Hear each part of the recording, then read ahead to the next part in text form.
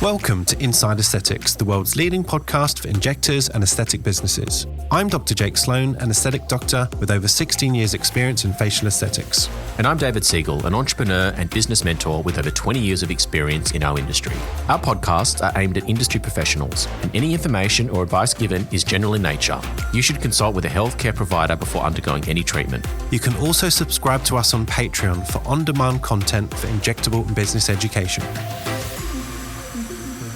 Hey Jake, how you going? It's a marketing episode today. It is. We haven't visited this topic in quite a while.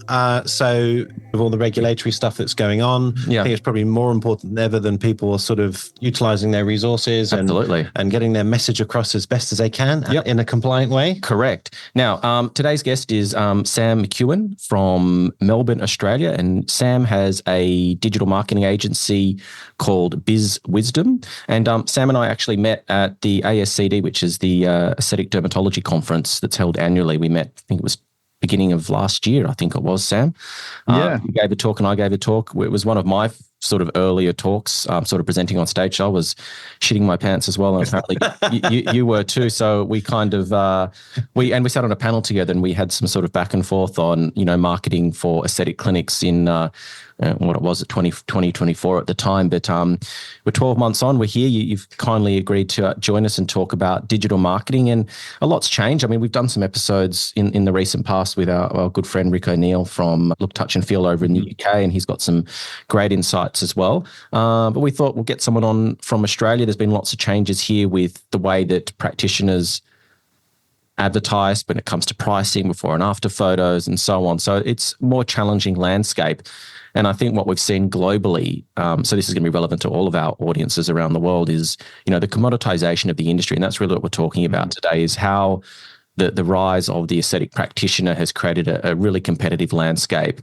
And, digital marketing is a huge part of every business's arsenal now in terms of how they get their message out and attract new clients and patients to their respective businesses. And it's become tough. So, we're here today to talk about, some strategies that we can deploy, how we can stand out from the crowd, retain the patients that we get, and kind of grow and foster successful aesthetic practices in the digital space in 2025. Did you want to add to that, Jay? No, it's a really good summary. I'm keen to know more about Sam and what his company does. And I also know you do a podcast. So tell us about you, Sam. Yeah. So, as you said, Dave, I'm the founder and director of an advertising agency called BizWisdom Agency. We've been around for about 13 years, but I was an agency guy for a number of years before that, working at sort of an early search engine marketing agency, which at the time was really new and exciting, and lots of small businesses, lots of clinics, sort of learning how to get into that, and long before that, I was also on the client side working for a book retailer, a global book retailer.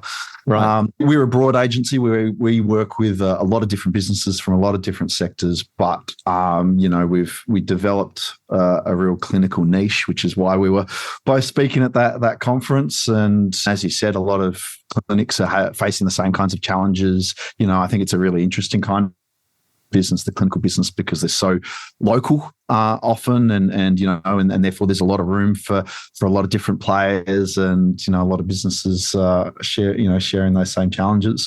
But I won my first cosmetic client. It was a paid search client back in 2010. And, it's interesting that you mentioned regulations in Australia, because back then I think was, the regulation was we couldn't use the word Botox, which was the only word that anybody knew. Yeah. We were desperately trying to develop phrases like anti-wrinkle injections, which nobody cared about or understood back then either. And now here we are in Australia, at least, some 15 years on, sort of dealing with similar sorts of things. Just once we got everybody used to the word anti-wrinkle injection, it's been taken away from us. Yeah. So who's your typical sort of cosmetic customer? What services do you provide for them? What are their key challenges? Just sort of give us a flavour of who you sort of serve. Yeah, look, I mean, we work along amongst a lot of clinical businesses. So, we have everything from dentists to, cosmetic surgeons, dermatologists, which I guess cross into that. And then, your a large portion of that sort of, local cosmetic clinic, dealing with their clients, injectables, lasers, and then I guess that's probably the staple, isn't it? And then everyone has their sort of little niche outside of those. Yeah. And so in terms of the services that you provide, so when we're talking about digital marketing, there's a few different categories. So we've got SEO, which is search engine optimization, which for anyone that doesn't know, that's kind of like the organic search function of these browsers, whether it be Google or any of the other major search functions. And so that requires, things that you do on your website, like blogs and backlinking and, video content and so on. And that sort of just organically moves as your website becomes more relevant and the algorithm goes through your website and says, yes, you've got great content that's updated regularly. We're going to rank you higher in the search. And then you've got things like Google paid ads, which is almost like a online auctioning kind of system. So a word like Botox, which we can't use now, but in the rest of the world, it's pretty legal, I think, except in the United States, and you can do whatever you want. The more popular that word is, the more people that are using it, the more expensive it becomes. So, but that is a fast-tracked way to become, more high ranking when someone searches for a key phrase or a term. And then obviously you've got social media as well. So your Instagrams, your TikTok, Facebook, and so on. So there's a few different areas. It's interesting what you just mentioned there. There's a stat, I think something like 60% of global digital ad spend across all industries goes to Meta and Google. Yeah. So, and you've just sort of mentioned all those, Facebook and Instagram owned by Meta, and then Google sort of, looking after search. So, that's very typical, and certainly our client base is much the same, right? 60% of what we do is probably focused on that. But, interestingly, like our core is small business broadly, right? And then, obviously clinical businesses are a big part of that. And being in the market for 13 years, the majority of our clients have been with us for many years. We have a long, loyal list of clients that have grown. And it's a very typical process that you might start, particularly if you're a new business. Okay, well, we need to get on Google. How do we get on Google? So SEO and paid search, that makes a lot of sense. It's, social media. Wow, all our competitors are on social media. We need a social media program. So that's a logical next step. But, for a lot of our clients, it's that other 40% that isn't spent with Google and Meta that I think is really important, and that certainly differentiates us as an agency. But that's what I try to talk to small business about, because as they've grown, and great, you get your search, you get your social media. It's about what's next. What's that next channel? And of course, as you add channels to a program, then it can become everything starts to work harder and work better. So we're a relatively full service agency. Yes, absolutely. We've got my background, as I said, was in search. We've got that pedigree of search and social, which is really important. But we also do a lot of things with clients. With connected TV globally is a massive, ad supported streaming video content is outpacing subscription television services like Netflix and these kinds of things. And that opens up a lot of incredible opportunities, particularly for small businesses, to do, geo-targeted small-scale TV advertising and things like that. YouTube advertising goes along with that as well. Podcast advertising, I think, is absolutely undervalued from a pricing perspective. So you mentioned, keywords are expensive, or can get expensive for those top ones. Well, podcast advertising is so cheap comparative to the benefit that it can provide. So, things like that. And I think that's a really important part of the journey we try to take our clients on, is saying, okay, you're great. Like, you got to have your Google ads, you got to have your SEO, you got to have your social media, but that's table stakes. All your competitors are doing that as well. So, we sort of touched on the commoditization of clinical practices and this industry, which I'm sure we'll come back on. I think it's really important at some point that you graduate out of those services and start to explore, less competitive channels where your competitors likely aren't, and that you can get some cut through and you can get some brand recognition. Otherwise, Google ads gets expensive, right? And it's going to get every year the price of that keyword is going to be a little bit more than the previous year. That's just the way it works. It's inflationary by nature. So, unless you're happy to get less, to pay more to get less, you've got to keep moving and you've got to keep staying ahead of all your competitors. So that's what I believe the problem that we solve for our clients. That's really interesting what you said about the value of podcasts. I mean, maybe we're being a bit self-indulgent, but I want to ask you a question. So we did a deep dive on our data over Christmas, and we know a lot about, who's listening, where they are, etc., but even more granular than that. But when we communicate with brands, or brands ask us, "Oh, hey, how valuable would it be for us to be on your podcast?" We find it very hard to explain that to them. Yeah. It's I don't know, it's new for them, and it's a new marketing sort of avenue for them. So how would you talk to that about, let's say there's a brand and they want to advertise a device or a product on a podcast? How would you explain it to them and the reach and the value of it? Because like you said, it is undervalued. Yeah, absolutely. Look, it is a graduation, right? So that sort of journey that I mentioned, okay, you start with search, get that right, move into your social media, get that right. There's a certain approach to that I think probably many small businesses, many clinic owners are pretty comfortable with. It's sort of this sort of mentality of like click and convert. It's, like, okay, I'm searching for this, whatever it is, cosmetic injections near me. Okay, there's one, click, book in, and it's done. And that we measure our success on that. And there's a whole discussion around whether that's the right thing to do or not. And I think what gets lost in that is that we forget, particularly like with injections, right? Like anyone who's going to see a cosmetic clinic, their face is probably something pretty important to them, right? And we're making a very serious choice here about letting somebody, perform procedures on our face. To measure that of like, we're going to put up an ad and someone's going to click on it and convert. And anyone who doesn't click on that and convert in that moment is a bad audience, and we shouldn't target them anymore. And we're going to turn off our ads is like, it's an absurd thing to think about, yet that's what we do. And we're trained to do that with Google Ads and those kinds of things. So I think like first and foremost, there's a bit of a mental shift of thinking, okay, well, what are we trying to do here? We're trying to win trust. We're trying to have familiarity with our brand. Where do our customers come from? Because, today, most of them have probably been to another clinic. There's not too many people waking up today going, for the first time, I'm sure that they exist, but most people have been to a couple of other clinics. So what decision-making process are they going to have to go through before they come to your clinic? Well, there might be some level of dissatisfaction with where they are, or they might have moved recently, or their favorite injector has retired or moved off to another country, and these things can be really slow. So, to come back to your question, well, how is like podcast? Well, this is developing trust, and it moves a little bit more slowly, but if there's consistent messaging over time, then it's going to allow your audience to develop some feelings about you, develop some opinions about you, because that's all marketing is, right? It's like, how can we position ourselves in the minds of our audience so that they feel something about us, and they can say, oh yeah, this person is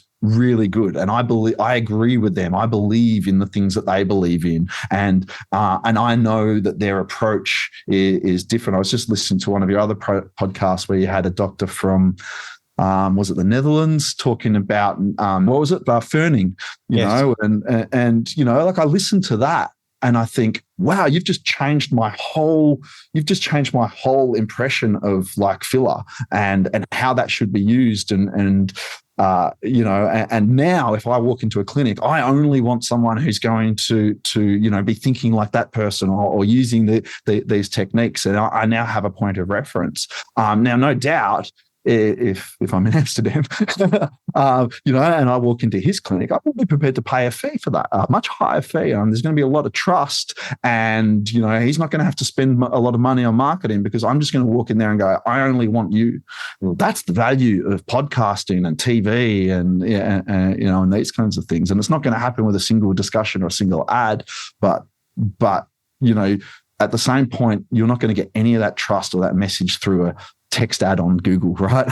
Like, that's built up through getting to know you, getting to understand your philosophies, and having that one-to-one relationship with you. Yeah. Podcasts, short of actually walking into your clinic and using your services and having these chats, podcasting is a wonderful way to start to get known. Yeah, I think that's really true, Sam, is that, I think our consumers, patients, clients, they become more sophisticated and they're bombarded with so much messaging now that the bar to conversion is much higher and it takes much longer than what it used to because it's become so saturated. And again, getting back to our point around commoditization, there's no silver bullet anymore. You can't just run an ad and expect clients, patients to walk into your clinic. It has to be a concerted effort and you need to be in as many different places as you can be because it might take 3, 4, 5, 6, 7, 8, 10 different touch points before that patient or prospective patient says, okay, I'm actually going to go and make an appointment with this person. And, these are some of the conversations that I'm having with my consulting clients, whether they be here in Australia or in the United States or Europe or wherever it may be. It's the same question. How do I use social media? What am I doing with my website? I'm confused by all of it. I sort of don't know where to start. How much should I be spending?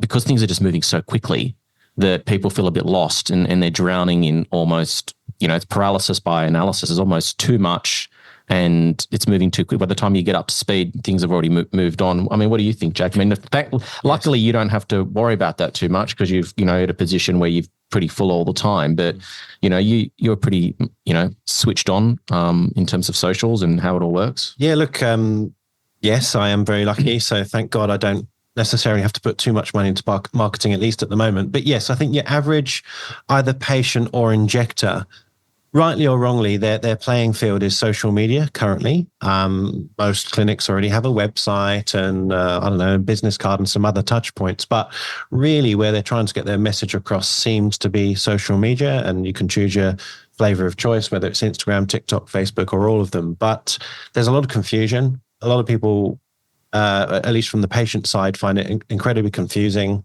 They're bombarded by similar but conflicting messages. And from the injector's perspective or the business perspective, they don't know what to do because everyone's doing the same thing and it's boring and it's just noise. And particularly you throw regulation over that, it becomes even harder. So I don't know if you can sort of speak to that and sort of break down what people should do, Sam. I mean, do you agree with that sort of standpoint? Yeah, look, I mean, and it's not specific to clinical businesses. Yeah, like this is what every business does, every industry does. And I think a lot of it is because we get in our own bubble, and what we see is what all our competitors are doing, and some of them are doing great things. Yeah, and we go, okay, well, how do I do some of that?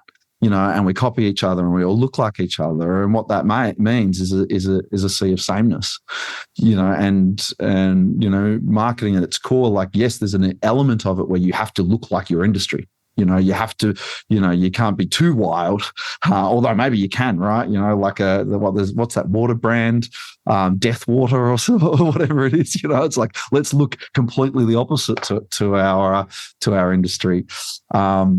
So there's an element of fitting in, but most of it is standing out, and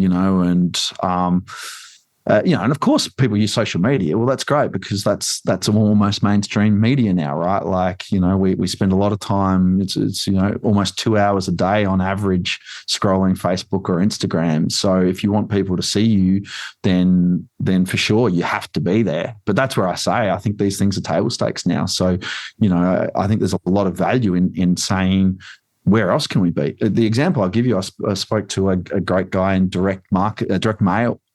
And he said, back 15, 20 years ago, people were leaving direct mail because you could get a click on Google for 30 cents and it cost us $2 to send a letter.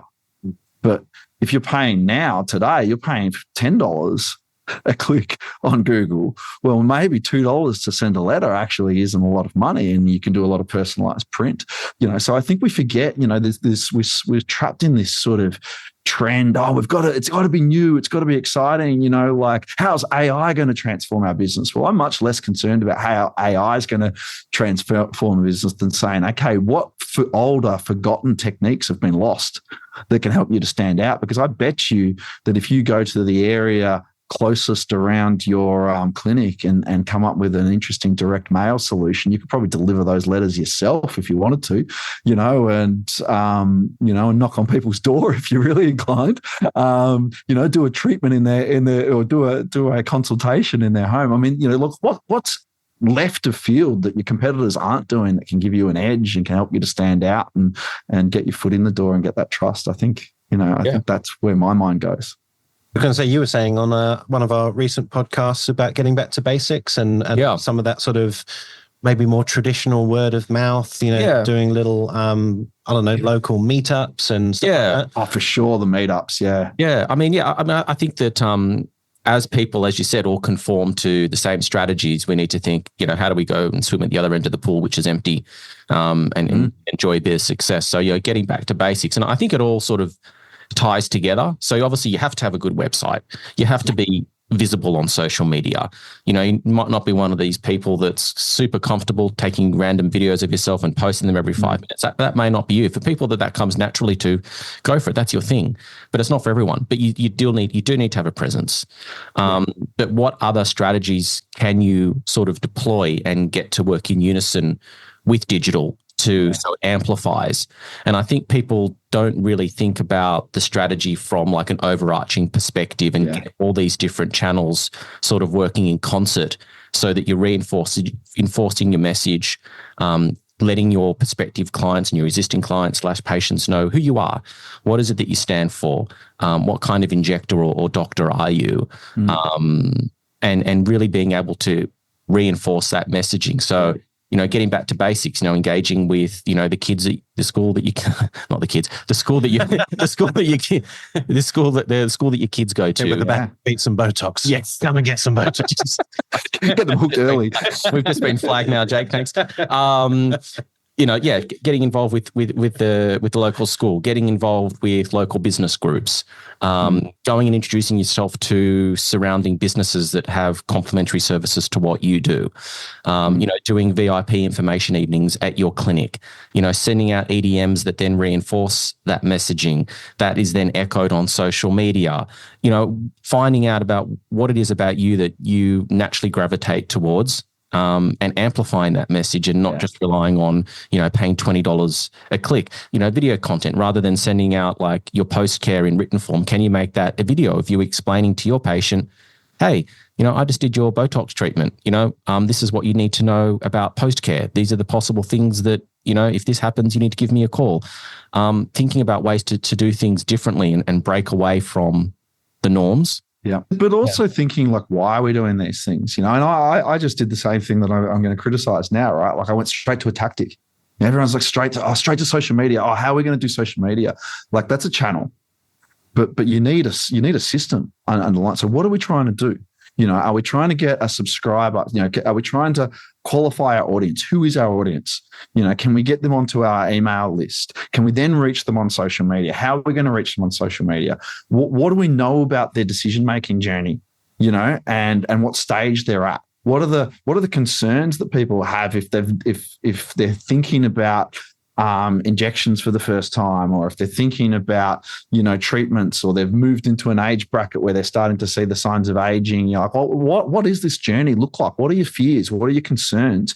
How do we speak to those? At what stage do they get in contact with us? Like none of these have anything to do with channels, but if you understand that first and you map it and you can go, okay, great. Well, how do we speak to people at this stage of their decision-making journey with those set of fears and those set of questions? How do we communicate that message? Okay, great. Well, what are the things that we would say to them? Okay, we've got that. Now, what's the medium we can speak to them on? Great. Social media is probably going to be one of those, but is there anything else? And if everyone's on Instagram and we're on Instagram too, well, are there these people are also on Twitter? They're also on Pinterest. They're also, like I know we all want to talk about TikTok, but the people are everywhere. So if you know what their problem is and you have an answer to that problem, or you have something, then you can take that message everywhere. But more importantly, what do we do once they receive that message? Can we get them to download our guide, which then gets them into our database, which gives us the opportunity to have that second conversation with them, or identify that they've now progressed from that early stage to this next stage of decision making. Okay, how do we know when they've done that? What content have we got that we can speak to that about? Is this the time that we introduce that VIP evening? Or is it further down the stage? What are we doing post treatment for our customers? What do we know about our customers? Why do they come to us? What do they appreciate about us? And these kinds of things. So again, it's not, we often just jump to the tactics way too quickly. And if you can develop a system, then suddenly every channel is a good channel. It's just how we're going to use it and what problem is it going to solve. And even before that, who are our patients? Who are our customers? Yeah. Who are we targeting?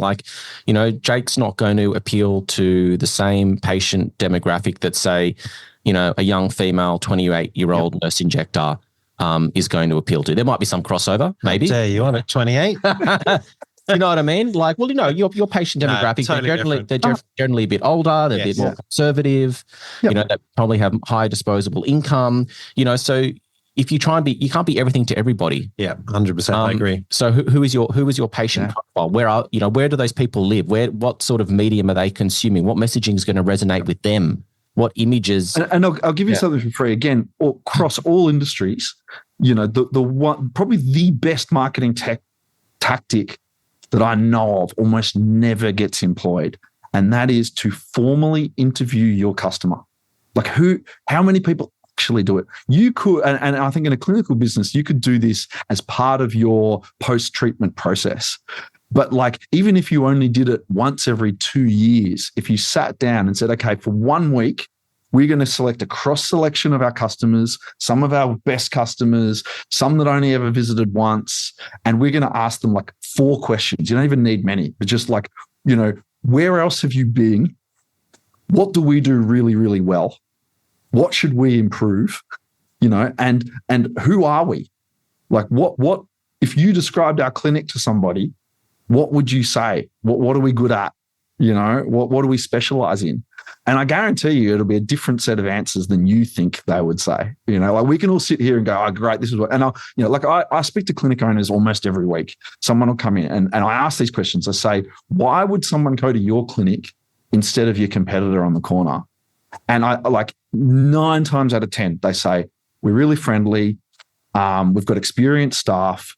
I often get the fun one that I get is our injectors are all doctors. We don't let any nurses. It's everybody says that too. A lot of people say it. Honestly, the answers every single time that I get are identical. I could answer for them most of the time. And that's because you haven't spoken to your customer. But as soon as you speak to your customer, they'll tell you who you are. And they'll also, and I think if we accept that brand loyalty doesn't exist, it can exist in a certain degree, but it doesn't really exist. We're only loyal until we find someone who serves our needs better, and so, and we can ask them, well, who else do you see? Why do you see them? When do you come to us? When don't you come to us? Suddenly you learn something about your brand, and this will be your marketing message, so. That's a really good point. And I mean, something that I tried to do, but it's quite limited, is on the intake form, I do ask, where did you go? Why did you change? And, a few other questions. And I think injectors or clinicians should ask that as well, because it will steer you in the right direction of, has there been a stuff up, a problem? Was it price? Was it, I don't know, because they liked your website, whatever. So you get some idea of who is this person and why have they chosen you as well. Yeah. And it can sometimes be surprising, and it's often something you take for granted. We did this with our own business, and I had this theory that, for our kind of business, we spend a lot of time writing reports and commentary and these kinds of things. And I had a theory that nobody ever reads it. So there's a bit of sun coming through my window here. And so we did this with our clients, and it was amazing. People, said, "Oh, what do you value about our business?" And they're like, "Oh, wow, your reports always come on time. The commentary is really insightful. We actually copy and paste that commentary, and then we share it through our senior executive team or whatever it is, through the other members of the staff." And they told us all these things that I just thought was so boring and vanilla. But then I realized, other agencies don't do this, or they miss this, or they're sloppy, and suddenly that became a selling point. when I speak to people, I say, okay, what you'll get from us is your reporting on time every time with insightful commentary, and these kinds of things. And I never would have spoken about that because I just thought it was boring. And I'm sure with clinics it'll be the same thing. It'll be a small thing that you do that then you can amplify and you can talk about it. And suddenly when someone like me asks you, why should someone come to your clinic and not someone else's, you'll have a meaningful answer. It won't just be, we're experienced and we're friendly and it's a nice clinic. Yeah. Okay. So we've identified who our patients / customers are. So we understand the profile, age group, demographic, where they are maybe socioeconomically, what's their aesthetic preferences or sensibilities. Great. Okay. We know how our patients are. We've interviewed our patients and we understand what is it about us that makes us unique and different. Okay. So we've got that data. Now we need to deploy a strategy, or we need to work with someone like yourself, like an agency. Right. I know this information. Now what? So as you said, Google and search is highly competitive at the top of this podcast. You spoke about that's looking at some of the other strategies, whether it be podcasts or, other video content. So just walk us through, once we've gone through that qualifying process of understanding who we are, who our patients are, then how do we then work with someone like you to create a strategy? Yeah, great. So look, I mean, it is complex, and I do think you've got to start with all those things, so probably the best way to understand it is how consumers make decisions. So whether you're buying toothpaste or you're looking for a cosmetic clinic or any other purchasing decision, we sort of go through a similar set of sequences. And as we move along that, as we move along that sequence, we're developing a mental list in our brain of who, which product or service can solve this. Now, sometimes that happens in a fraction of a second standing at a supermarket aisle. And other times it's a much longer process, if you're buying a house or a car, and your choice of clinic is going to obviously sit somewhere in between. It might take a few hours, it might take a few months. But it's really important to understand that idea that we're making a list of brands in our mind. And the order in which those brands appear in our mind is important, because typically, and I'll give the example of like where to go for lunch, right? If you're making a decision about where to go to lunch and you cycle through those lunch choices, we don't choose the absolute best solution for lunch, right? We choose the first acceptable one. So if the order that I come with is there's McDonald's over the road, there's a Subway down, there's a Subway down there, and there's the cafe nearby. Cafe, that's what I feel like. If there was a fourth or fifth choice below that actually would have been more satisfying or more delicious or whatever, it never got there because I got to cafe and I was like, yep, that'll do. I know that they've got that salad I like. I'm going to go over to that cafe and I'm going to go and buy it. So it's a similar process with clinics. So if we, the first concept, if you understand that there's this mental list, then that's really important. Then it's like, okay, well, how does a brand get into that mental list? So there's two ways. It's through initial consideration or through what's called active evaluation. So initial consideration are literally those brands that immediately came to mind. When I thought about lunch, then McDonald's went straight in there, Subway came straight in there, and there was my local cafe that I walk past every day. So that's initial consideration. Now, from there, I might build upon that list through active evaluation. So I might go to Google and I'll search, lunch spots nearby or whatever, right? It's the same thing with clinics. And I build that list out. And at some point I'm going to say, okay, well, that list is of a relative size. And then I'm going to go through it and make a choice of where I go. Now, the data says 35% of the time, the brand you choose will be one of those brands that were part of that initial consideration set. That means 65% of the time it's going to come from active evaluation. So, your question was, once you know who your customer is, you know what they're thinking, what do you do? Well, I think you need to build a campaign around both of those things. And often we actually start with active evaluation because that's the easiest. They don't know who your brand is and they've found you through active evaluation. So I think you need something to fill in that. And that's often where we go to Google search, we go to SEO, they're the obvious active evaluation channels, because it's like, okay, a clinic near me, there's 4 that I could consider. We can look at their website. So make sure you got a nice website. All that sort of standard stuff is wrapped up in all of that. So I think, as you said, you've got to have coverage there, and that's absolutely where you've got to start. But most clinics stop there as well. we go to social media and we run some ads and we see how many bookings did we get from those ads and did it work or not, and we sort of stop there. Or we maybe do a little bit of organic social, and those kinds of things. So, and we never ever actually uncover anything in that sort of initial consideration suite. So, for me, it's like, okay, well, fill in those obvious things. Make sure you've got a nice website. Make sure you've got these, and then start to think, okay, well, what do we know? You've developed a message. We know why we're unique. We know what our customers like about us. How can we deliver that message to more people so that our brand name comes to mind early when somebody's thinking about us? And that's where, again, like, it's a message. What would that message be? What are the words we say? And then you can look at, okay, what channels can allow us to reach our target audience on that?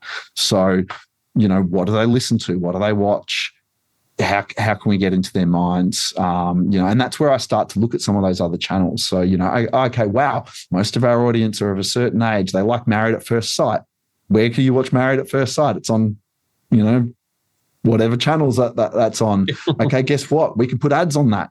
And digitally now, we can put ads based on the 4 postcodes where all our customers come from, because we live in this digital world now where we don't need to blast a big broadcast ad for hundreds of thousands of dollars. For a few $1,000s, we can get right in front of our exact target audience, exactly where they live, while they're watching the shows that they watch.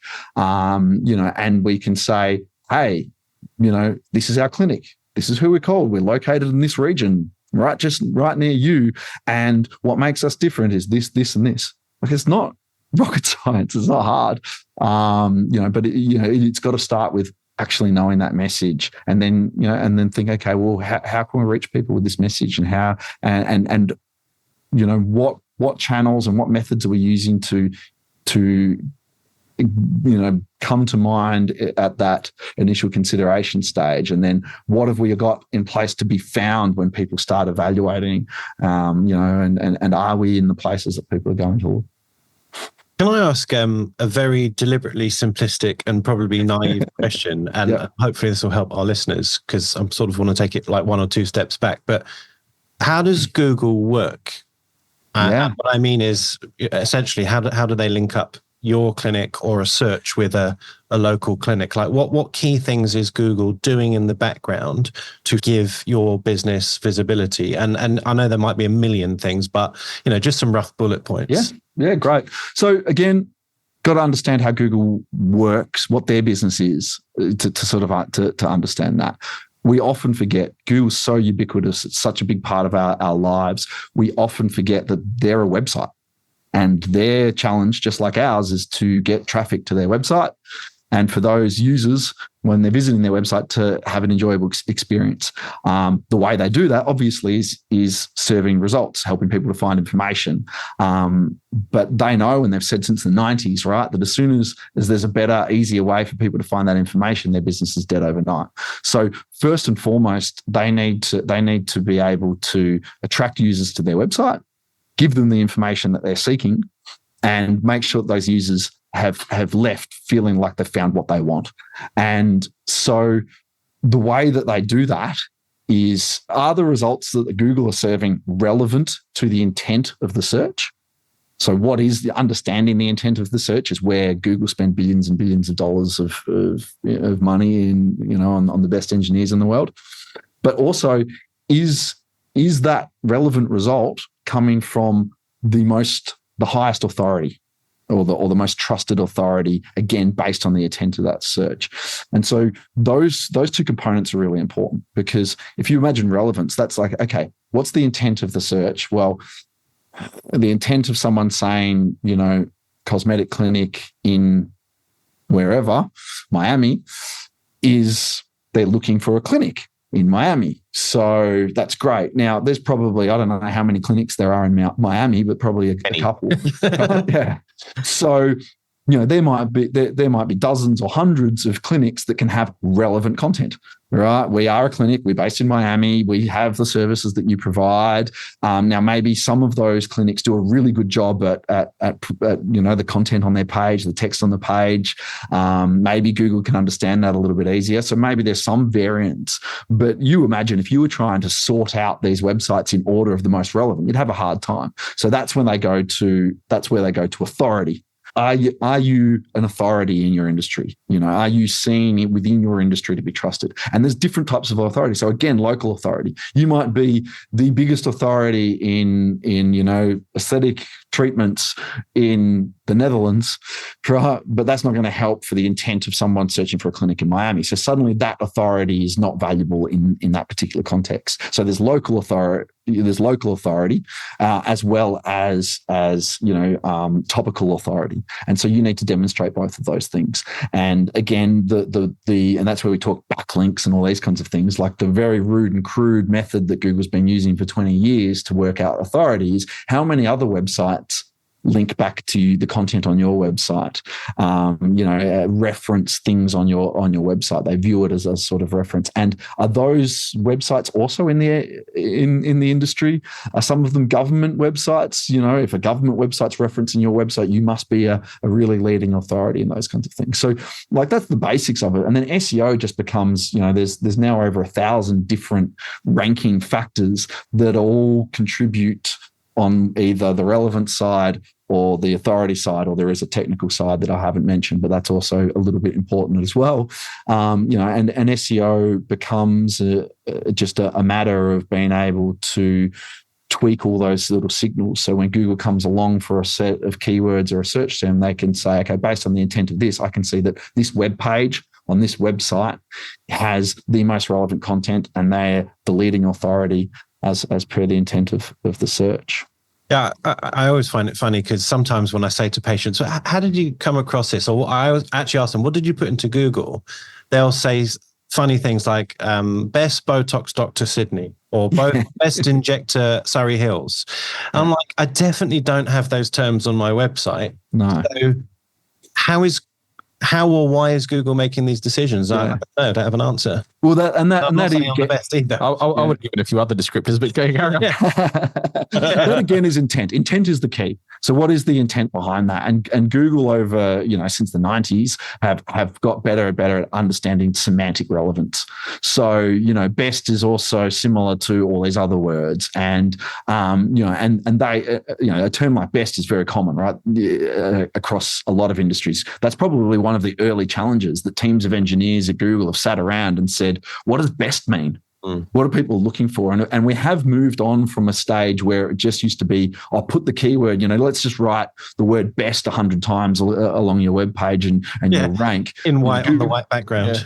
Yeah. Google now know, actually, websites that say best often aren't the best. In fact, that might be a signal that they're not. But what's the intent behind best, and how can we evaluate best in another way? And that's why, there's a reason that Google allow reviews, and they don't charge you as a business, to have this amazing review platform that you can send out to clients. It's like, well, that's information gathering.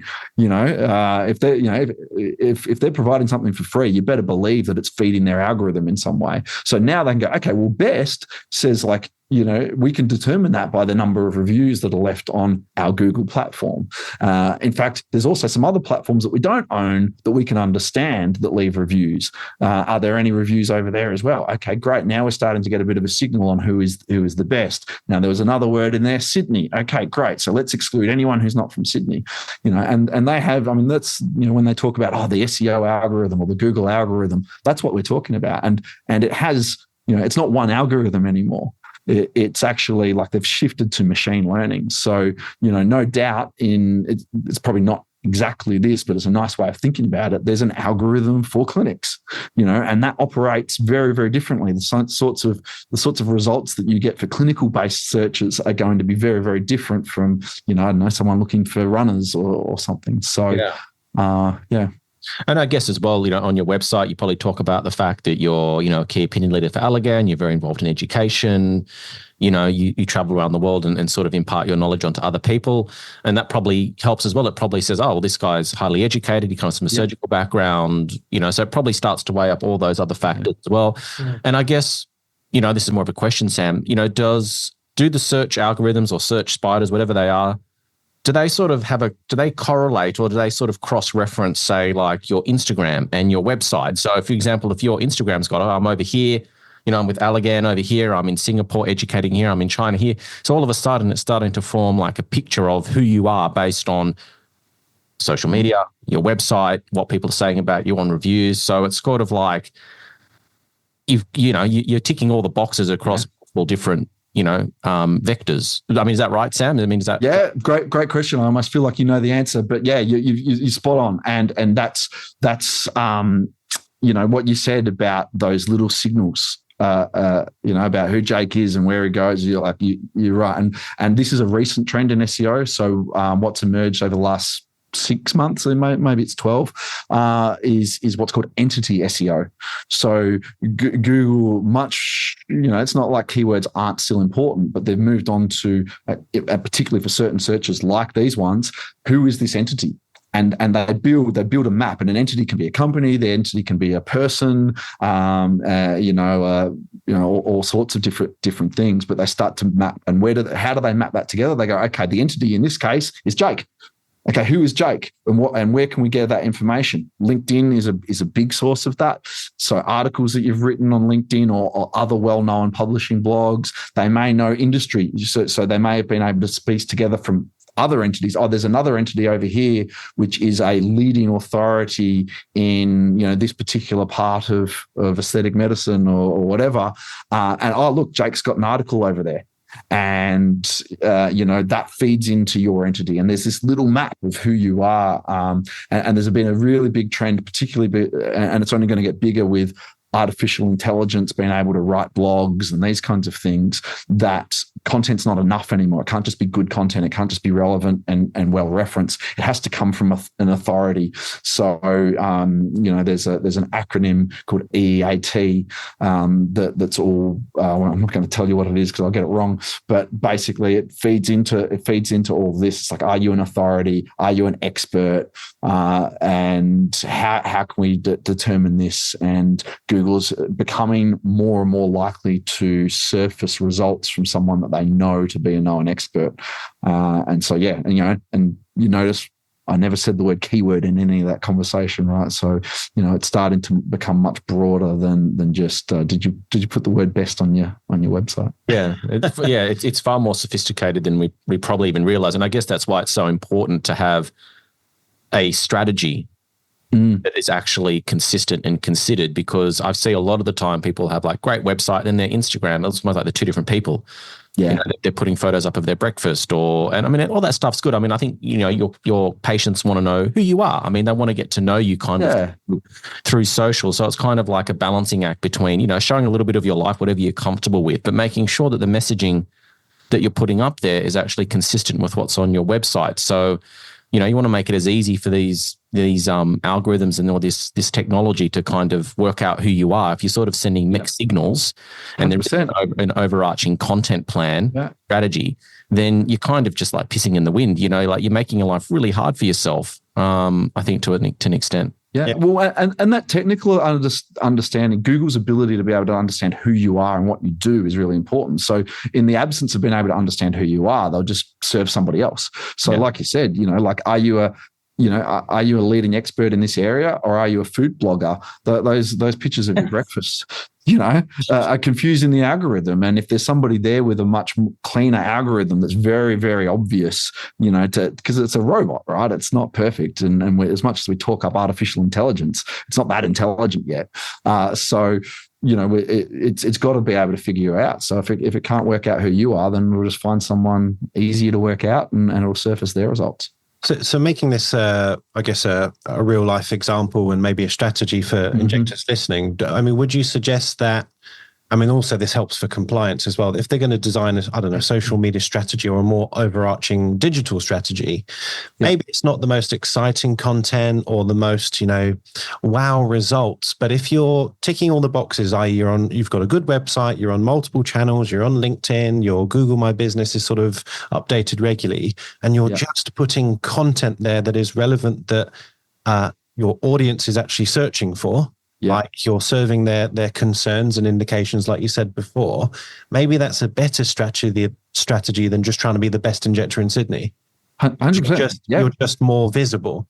Yeah. And look, and like I said, first, ask your customers who you are and what you're good at. They'll tell you the answer and then double down on that. So once you know who you are, right? Great. If they tell you the best injector in Sydney, then great. Your content can all be about why you're the best injector in Sydney. But they might tell you something else insightful. And then it's repetition and frequency. Reach and frequency are the oldest metrics in marketing, right? To borrow from another industry, and we've got a drinking game. You mentioned our podcast before. We've got a drinking game on our podcast. If you ever want to listen to it, it's every time we do that. I'm sure you probably could. So there's a few drinking games actually, but one of them is every time we mention Bunnings, you can take a shot, and it's a good way to have a good night out, right? But I love the Bunnings example in Australia. So I'm sorry to the international listeners, you'll have to work with me here. But maybe explain what Bunnings is to our... Yeah, so Bunnings is a massive sort of do-it-yourself tools and handyman building supplies warehouse. So if you're in America, maybe Home Depot, what would it be in the Home Depot? What was it called? B&Q. All right. Okay. There you go. We've satisfied most of the audience now. Yeah. There you go. Well done. So, so here at Australia, Bunnings, I always make the joke that like to be the marketing manager of Bunnings must be the most boring job ever, because their promise is two things: low prices and a big range, right? And their tagline is lowest prices is just the beginning, which is pretty brilliant if that's what your objective is. And every single ad is exactly the same for like a decade now. Like it's just been the same message over and over and over again. Their catalog is all exactly the same. The way they merchandise their stores is exactly the same. And that message is carried right through, from it's low prices, big range. And we've got friendly staff, right, who are just like you. That's their message. And they just drill it over and over and over again. And I always think, like, from a marketing point of view, if you just landed that job as the marketing manager, it must be so tempting to go, you know what, we're going to do a big rebrand and we're going to change the message and we're going to be, our catalogs are going to look better and we're going to do all this kind of stuff. But they don't. They stick to the playbook every single time because they know their customers are just coming for them because they know that they'll find what they want and it'll be at a reasonable price. And all we need to do is just keep repeating that message over and over again and people will get it, right? And I think that's the same thing. Like, so speak to your customers. I only mentioned two things then. So if you only get two things from your customers that are a little bit different in the market or help you to position who you are, then just there's your content strategy. Our content needs to just be repeating this message over and over and over again. So when new people come into our market, they'll get it. When people have seen 1,000 of our ads, they'll know really clearly in their mind who is the person that I need to see for this treatment. There's only one, and it's Jake, right? Like, and then just be disciplined, and it will be boring, But do all of this work before you start thinking about your channel strategy, and then it's like, cool. If you love getting in front of the camera, or you love Instagram, great, own that channel. You love YouTube, own that channel. You can think about these things, but you're just repeating that message, and you're being consistent. Totally. I mean, we've had our Bob Akmoini on the podcast many times before. So for anyone that doesn't know who he is, he was the guy that founded Laser Clinics Australia, which went on to be the largest cosmetic brand in the world. And, he would always used to say to me when I was sort of very early on in the business, you take a simple message and repeat it. Their messaging very early on was simple. They advertised their prices. There was 2 or 3 things that would get across. You walk past some of these clinics now and they've got 300 messages all across their shop front. And you go to the website and you're like, I don't even know who you are. Like, I'm just overwhelmed with so much data. It's almost like you start to do the opposite of what you intended to do. So, what you're saying rings true, because I remember those early conversations with him, like, keep it simple, repeat it. Yeah, 100%. Yeah. Okay. So how do people start budgeting for this? Because as you said, most of your clients are small business owners. You know, things are tight everywhere. You know, the world economy is in a pretty tight spot at the moment in most places. This industry is no different. We've become heavily commoditized. That's kind of the buzzword for today's podcast. Yeah. Commoditized. You know, so it is harder to get cut through. So how do people sort of allocate a budget for this? You know, where do they get started? How much should they be sort of thinking about spending? Because agencies can get pricey. Yeah, look, and it's tough. There's no tougher position to be in than a small business who is stepping into marketing and advertising, for the first time. Because I'll tell you that whatever you can afford is going to have to work harder than any other marketing you ever do from then on, and you won't get as much back from it. Your brand isn't recognized. So like the challenge in that first month of marketing is going to be harder than it ever is at any other time, and it's difficult. And no doubt your budget will be smaller than it needs to be. So it's difficult, and this is why I think it's really important that you don't take a spray and pray approach, and you have a very clear set of objectives. Okay, what do we need to achieve? What are we trying? And then come up with a budget that I think that you can afford to devote to your advertising for a long period of time. I would rather, when I work with clients, a small budget that isn't going to send them broke if it doesn't work in 2 months. If we don't get $10 back for every $1 we spend, like we're going to be out of business in 2 months, is a terrible way to start a marketing strategy, right? If you've got just something that you can afford, even if it wasn't to deliver anything at all, we can afford to invest in this for 12 months is probably a pretty good way to start with your budget, and of course that's a pretty unlikely worst case scenario that it's not going to give you anything back. So, almost anything is going to be more effective than that worst case scenario. And then, allow yourself some time to test and learn about what works for your audience, for your business, and make some mistakes and get a couple of things wrong for sure, but then also find a couple of little things, little nuggets of something that worked that you can double down upon, and iterate. And my view, and this is why I tend to not like organic social media. I know a lot of your listeners will be spending a lot of their time on that. I don't like anything that you have to repeat every single day. Like if you have to spend 2 hours doing it every single day, I think that's a massive investment, probably more so than money. So if possible, is it iterative? So that 2 hours I spend today is going to be something that I can use for the next 10 years. And the 2 hours I spend tomorrow is going to build on top of that. And on top of that, I generally have a preference for iterative, evergreen, tactics that can give you a competitive advantage, because your competitors are going to have to spend the next 10 years of their, of their marketing time just catching up to what you've built steadily over a long period of time.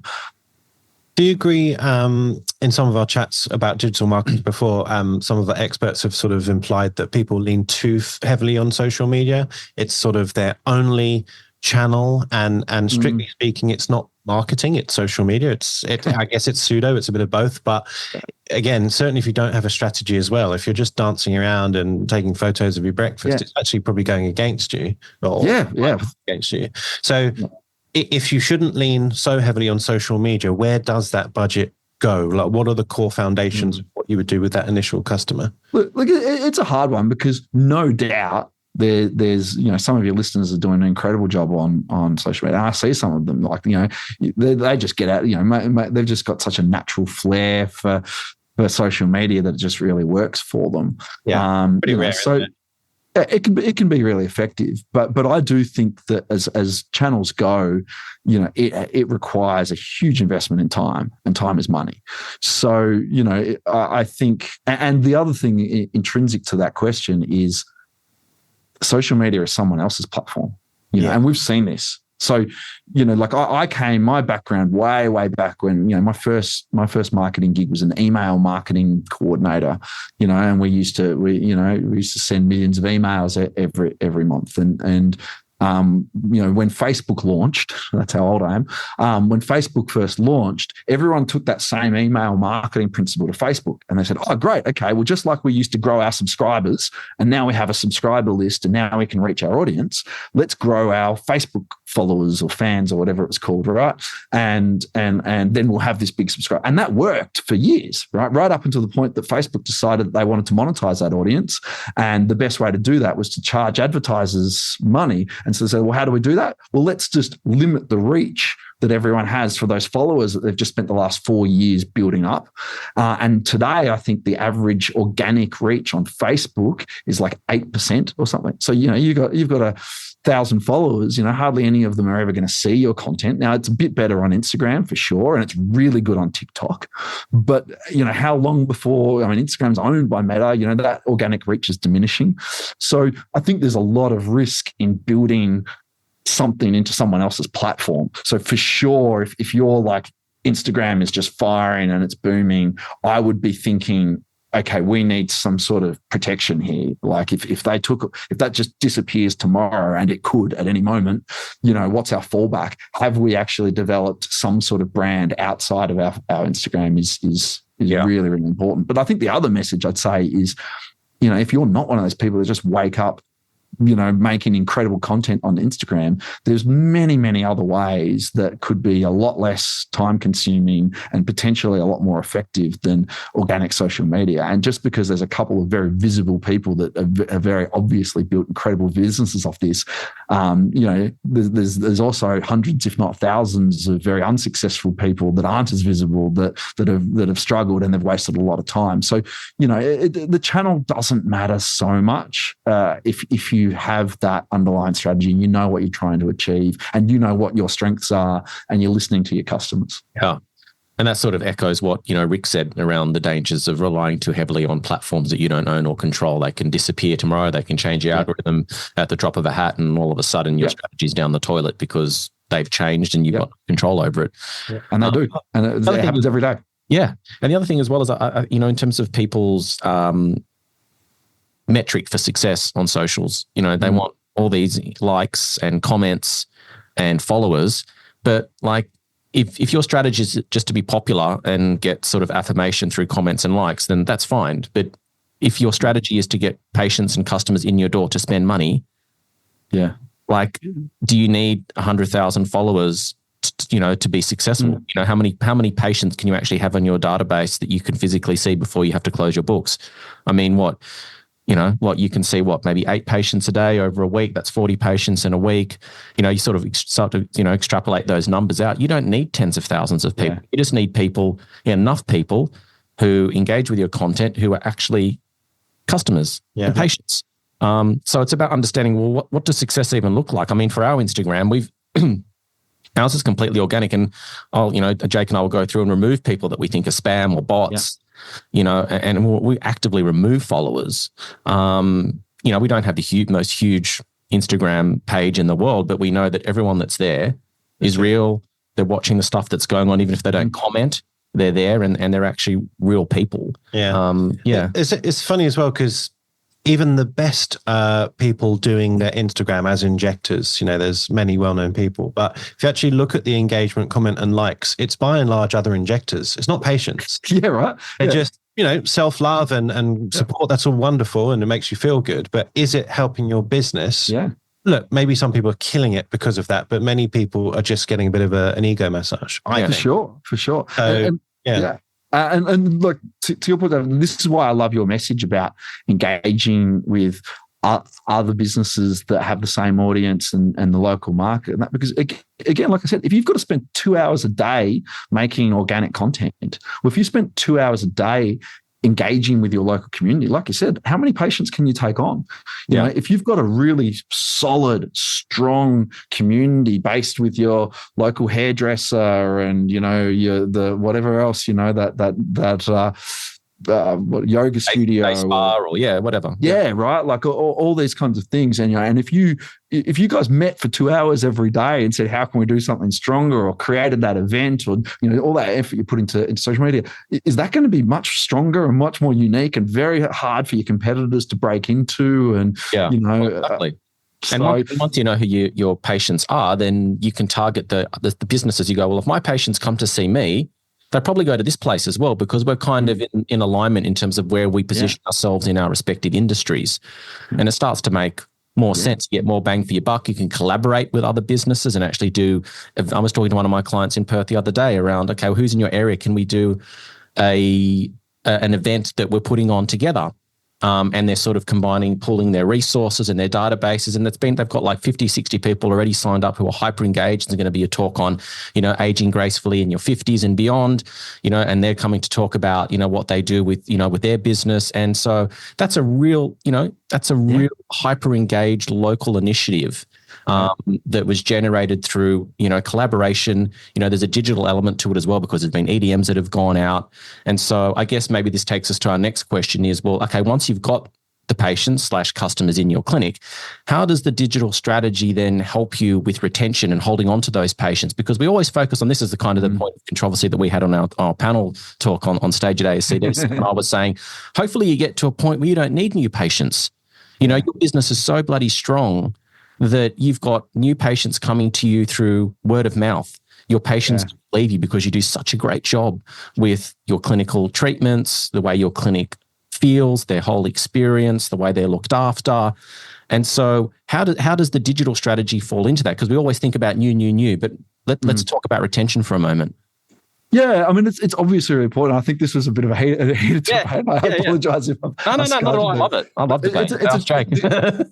It's a trigger point for me, because there's a statement that you often hear that sort of goes around of like, it costs, and it's different, right? But it's something of like, it costs 8 times as much to win a new customer as it does to retain an existing one. And it's absolutely true. But sometimes I find that gets misrepresented as like, okay, we should just focus on our customers and we shouldn't be winning new clients. And yes, it costs 8 times more or whatever it is to win a new customer, but your new customers are your new referral partners, are your new word of mouth. And so it shouldn't be one done at the expense of the other. You have to, like, most of your marketing budget should be spent on attracting new customers. We're doing the right thing. Don't take your marketing budget and then go, okay, you know what, we're going to put it into a loyalty program, because loyalty programs have been shown not to work.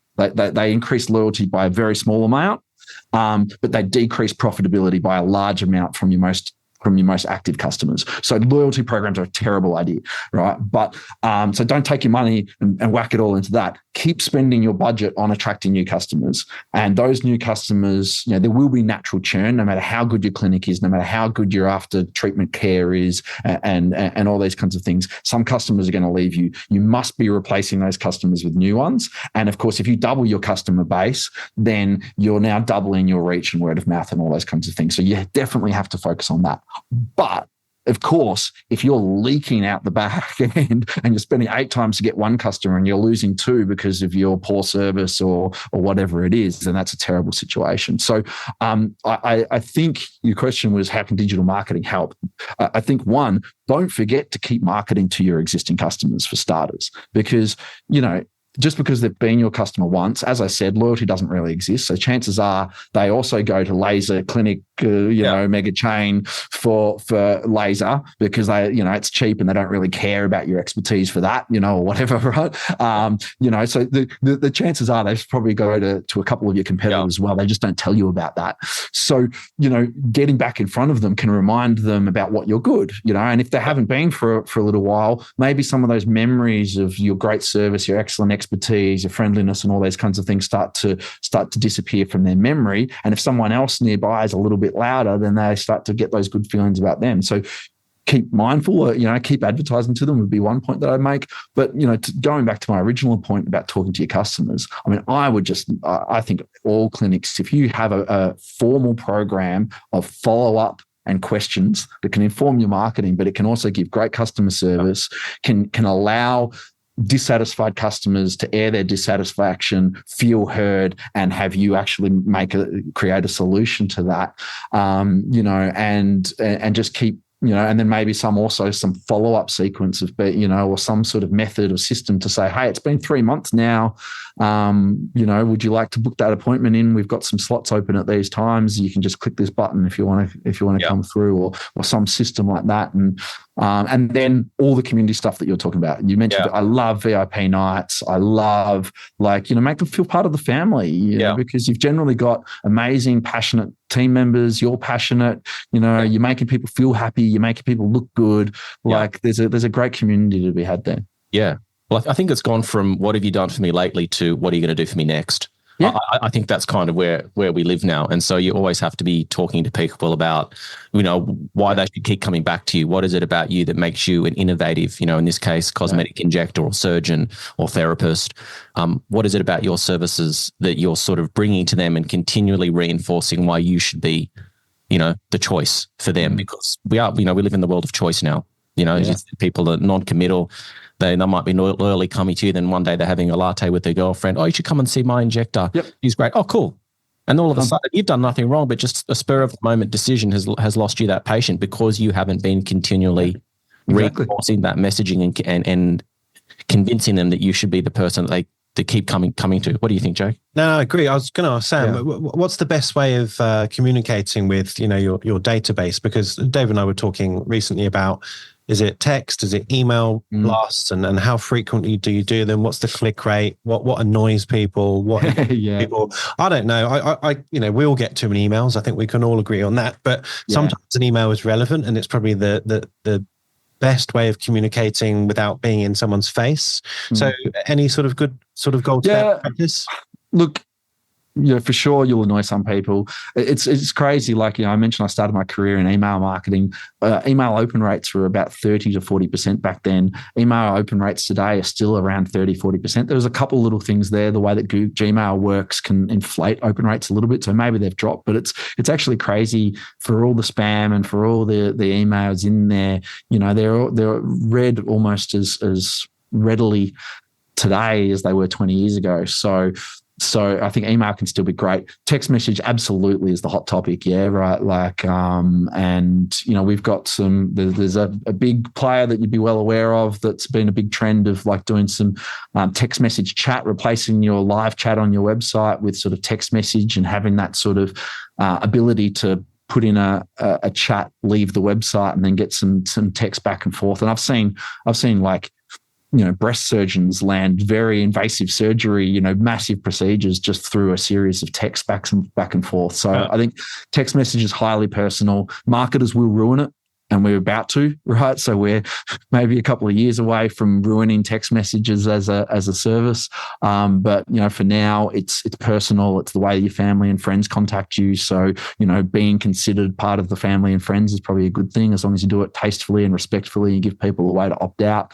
So I think text message is good. I'm sure that there's some, WhatsApp groups and these kinds of things. And, so any other messaging channel, if you're big on Facebook and Instagram, then maybe messaging through Messenger or those kinds of things are good. WhatsApp. But I think, and maybe all the above. Yeah.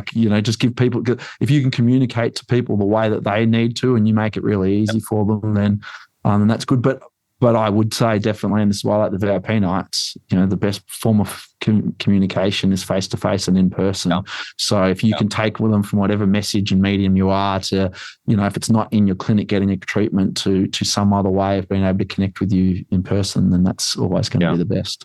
And getting back to the email quickly, I know you said the open rates are still, 30% or so, but that doesn't mean they read it.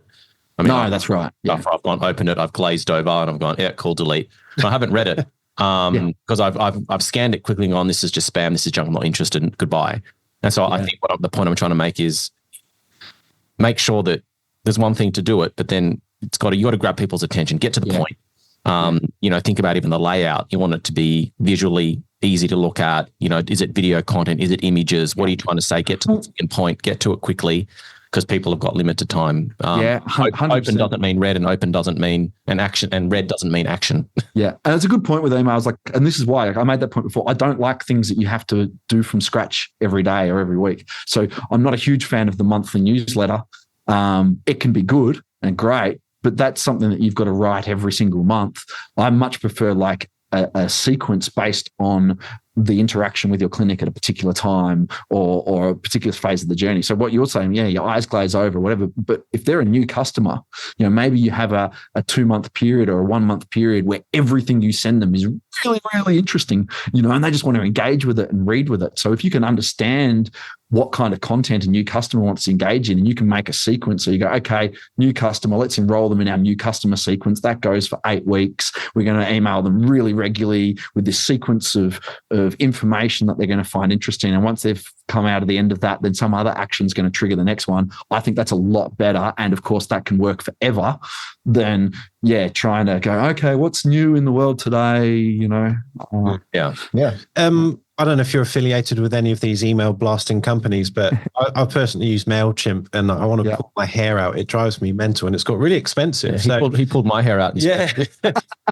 Any good sort of alternatives or? Yeah, look, this might be the point that I start to become a bit commercial. So if I get too salesy, tell me, but we have a platform for that. Okay. And so we've developed our own, it's like a marketing CRM sales system. And we have worked with a few clinics to really start to adapt it to what their needs are. So it can provide everything from booking to that text-based communication that I've mentioned, to your emails, to text messages, these kinds of things. I'd be really looking for more clinics that want to evolve that, if they haven't got those things. And it's more or less the price of MailChimp, and it gives you, pretty much a whole suite of marketing, sales, and almost clinic management services. So I would recommend that you speak to me, if I can say that. Well, maybe that brings us on nicely to our offer. So obviously, Sam, you and I have been talking for a few months offline around how we could potentially collaborate and work together and, offer something to our listeners. So do you want to sort of explain what we're prepared to do and maybe some of the things that people might want to take up in action?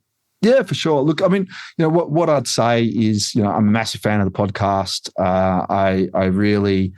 I really do think that my role in the world is to serve small business, and clinics are a big part of that. So very simply, I'd welcome anyone who if you found any of this interesting or you've got questions that have come to mind, if you want to get in contact with me, you can email me directly. My phone number is easy enough to find. Go to the website, reach out. I don't believe that, I need to make a sale off every conversation to help people. So I'm really just happy to chat, happy to explore these things, or I can give people trials of this platform if they want to sort of trial and do all of that. So, just happy to have a chat. But beyond that, we do have some formal offers, right? So we mentioned a little bit of SEO. We have an amazing, very custom SEO audit. So anyone who's ever had an SEO audit before would know that there's a few pieces of software out there where you can click a button and it gives you a very generic one. We have a very custom audit where we look at everything I mentioned before, authority and relevance and technical, and we go through the websites and we look at your competitor set in your region and we compare you to your competitors, and we give a really good map of where you're weak, where you're strong, and what an SEO program would need to look like for you. So if you're interested in something like that, we've got an offer where you normally charge $1.5 Australian for something like that. We're offering it to Insight Aesthetics for free, and I'll give you the audit, a free and a 30-minute video of me sort of going through your website and giving you that. So that's one. And then we also, if anyone wants to sort of discuss a marketing program and speak to us about getting a marketing program created for them, bespoke and executed, we have a 3,000 Australian dollar cashback promotion there, which, is just, as it says, $3,000 cash back if you sign up to us for any service at all. We'll give you that cash back over the first 6 months of your program.